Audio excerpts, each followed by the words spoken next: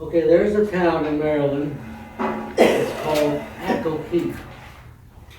If you look at the Washington map, where the border meets the river, if you go straight down 17 miles, it's not on the coast, but it's pretty close to the river. Europeans began settling there about 1650-ish. They had a two-horse town. By the time the war between the states comes in, there are about 3,000 people living in it. Half of them are slaves. Well, and by 1980, there are still only 4,000 people. So it's a two-horse town no matter how you look at it. 2010, there are 11,000 people. It's still not very big. Well, anyway, they had a general store. The general store had a strong box. Everybody in the community used that strong box as a safe deposit box for their documents. Time went on, people forgot about the strong box, and relatively recently it was opened up again, and son of a gun, from about the 1820s, they found documents in the strong box of slaves buying themselves out of slavery. And the going prices were $100, $200, $400, and this just about threw me off my feet. Where the heck does a slave pick up $100, $200, or $400?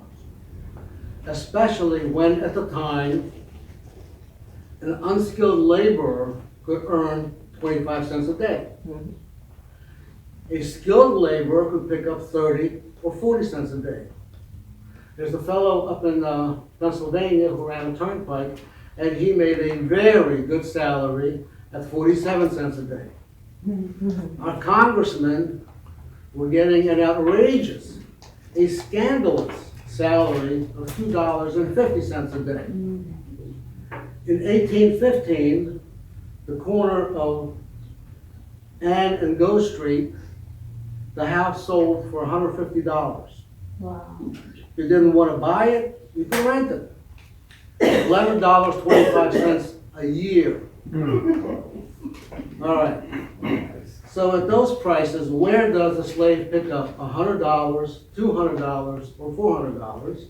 And then they not only buy themselves out of slavery, but they turn around and they buy their families out of slavery. All right. So I picked myself off the floor, and I'm a reductionist. I like to get down to the nitty-gritty, where the rubber meets the road. I also like to ascribe to William Buchheim, who's an Englishman, 1200 something, who says if you have a number of possibilities, the one you should be dealing with is the simplest one. And he says the unknown should be explained with the known. So, okay, where the rubber meets the road. What is the commonest, most widespread human emotion that we have? Laziness. You name it, whatever the situation is, it's all over the place. All right. So I get these people over. Am I going to beat them to go out to the fields? No. It's beating somebody's hard work. So yeah, I'm going to give you something. And what am I going to give you? Again, people can only use so many apples for so long. People can only use so many pairs of shoes for so long. But the thing that I can always use is money. I'm going to give you money to go out there. Yeah, I still need the overseer to make sure that they get up in time, that they don't goof around in the fields, that they don't get into petty squabbles, break up the petty squabbles. But I'm not going to beat them to go out there. All right. I'm lazy, but I'm not stupid. I'll give you a house. I'll give you some furniture. Oh, you need more chairs? Here. Here's a hammer. Here's a saw. Here's some wood. Make yourself one. Oh, you need more clothing? use that money I got, you get the cloth, I'll give you the thread and the needle, make yourself more clothing. And I'm gonna watch you. And if you're good at making wood stuff, no, I'll pay you time and a half to work for me to make my furniture. And if my neighbor don't have somebody who's good with wood, I'll lend you out, and I'm gonna give you part of the money he's gonna give me. That is gonna motivate people. That is gonna get people to go out there and work for you. And as I am thinking these rudimentary, almost self-evident to me thoughts, an article appears in the Washington Post about the Jesuits selling their slaves, and someplace in there they weave in this little story about this fellow being asked to weave, and I don't know, they don't say for how long he's supposed to weave, or how big this plot is, but he is paid less than 7 cents. What the heck is less than 7 cents? Now the Calvinist mounted coins, Maryland mounted coins, Articles of Confederation, everybody's making pennies, there are all these shillings running around.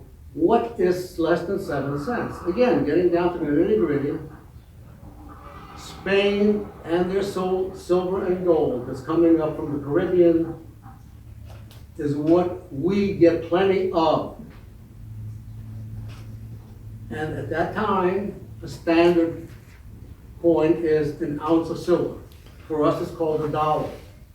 In Germany, it's called a thaler. Spanish call it 8 real. 1 ounce is 8, half of an ounce, just 50 cents. It's 4 real, 25 cents is half of that. 2 real, which is where we get our 2 bits, that's 25 cents. Half of that is 12.5 cents, which is 1 real. Half of that is 6.25 cents, which is half a real. So this kid gets paid half a real. Whereas a common laborer picks up 25 cents a day. Like again, I don't know how much he was supposed to weave or how big this thing was or how long he worked. But this is money being paid to a slave. Okay. So there is money being exchanged. It might not be at the fair exchange rate, but there's still money being exchanged, money being given to these slaves. These slaves, whether they're dealing with the outside world or among themselves or what have you, there is money that they come in. And you guys can do the math. How long does it take at those rates to accumulate $100? You can do the math.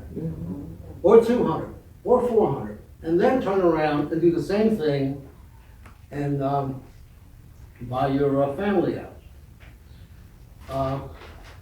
Bottom line is, if you stick to what is real and you don't waste your time, you can accomplish all kinds of things. And actually, along the same lines, a couple of years ago, there was an article in the DUNDALK Eagle, and you guys can take copies of this yourselves. You may have read it. This is not 2011, but again, a guy getting out of slavery, buying himself some property, etc., etc. So that's the essence of my presentation. What is true then is true now, and always will be. That if you know what you want, you stick with it, you don't waste your energy, you can accomplish all kinds of stuff.